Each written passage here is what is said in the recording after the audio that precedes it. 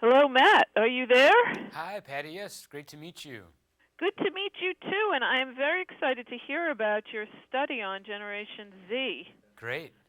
Yeah, I have one of those actually, and I'm particularly interested to hear about how they view credit, how they use credit, and all sorts of information regarding their impact on the economy.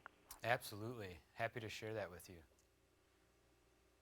How did the Great Recession affect Gen Z, and how did it affect them versus millennials? Yeah, so in our study, we looked at Gen Z consumers compared to millennials when they were both 18 to 24. Now, if you remember, millennials were just coming of age really through the recession and kind of at the aftermath of the recession. And if you recall, unemployment was very high. Credit was very difficult to come by, no matter what type of product that you would look at. And so many of the millennial consumers were kind of in a very challenging environment. Now you fast forward to today when many Gen Z consumers are coming of age, and they've been enjoying the longest economic expansion we've ever seen, as well as a credit market that has been expanding where access to credit has been growing significantly over the last 7 or 8 years. So even though these Gen Z consumers who were likely a lot of them were in their teenage years during the Great Recession and probably saw their parents or maybe family friends go through a very tough time, they've come out kind of now riding the wave of this great economic expansion. And so their perspective on credit is a little bit different than the millennials before them. It's so interesting because if I my guess would be that folks who like the Gen Z people or even the millennials um, having some sort of you know tragic kind of financial experience or not having that and having easy access to credit, that kind of informs them for their whole lives, I would imagine. They approach money, they approach credit from those experiences. Absolutely. Yeah, I think, if we tend to learn from, our parents, but also our peers. And so I think, any types of events that we might experience with regard to credit, especially going through something like the Great Recession, will have a lasting impact. But, keep in mind as well, even when those young consumers were coming through the recession and might have seen some hardship, interest rates, for example, were much higher. So they still even have that as a reference point to think about, well, today interest rates are much lower compared to that point in time. And so, as access to credit has grown, consumers are often incentivized to utilize debt when interest rates are relatively lower, and that becomes a good option for many consumers.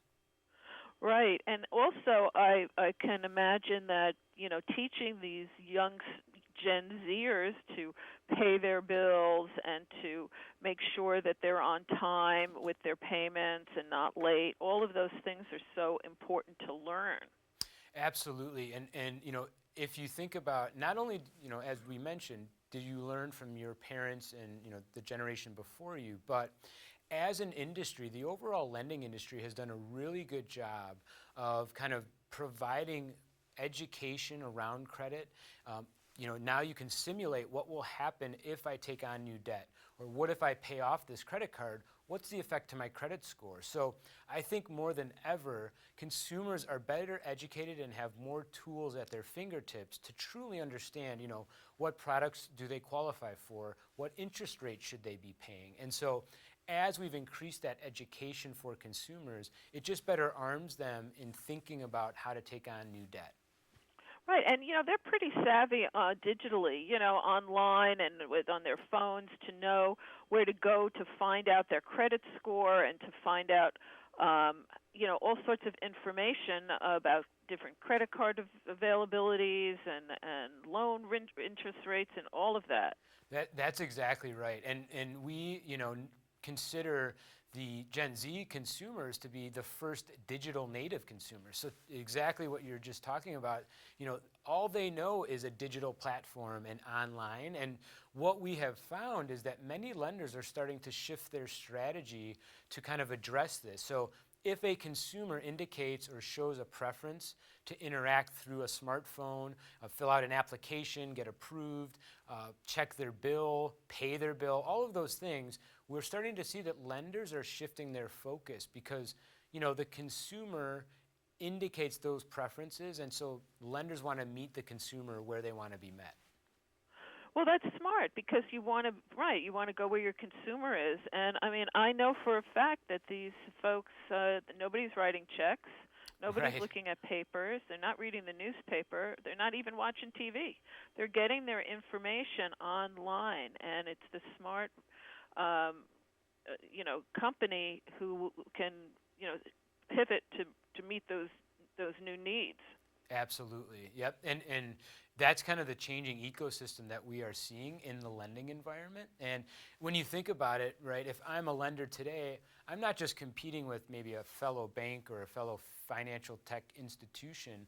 I might be competing with Amazon or Google with regard to the experience. So, if I'm trying to create a value proposition to a consumer, it's not just about the features of my product, but it's also about the experience that you have as a consumer. And I think younger generations of consumers value that experience maybe just as much as the actual product itself. So it's important to address that and think about that. If I'm a lender, a retailer, a marketer, all of those things are important to take into consideration. Well, it's certainly given us a lot to think about, Matt, and your study sounds super interesting and very timely and important today in today's world. Yeah, thank you so much. And if your viewers would like more information, they can go to www.transunion.com/Gen Z. Okay, very good. Thank you. Thank you again, and enjoy your day. Thanks so much. Appreciate it.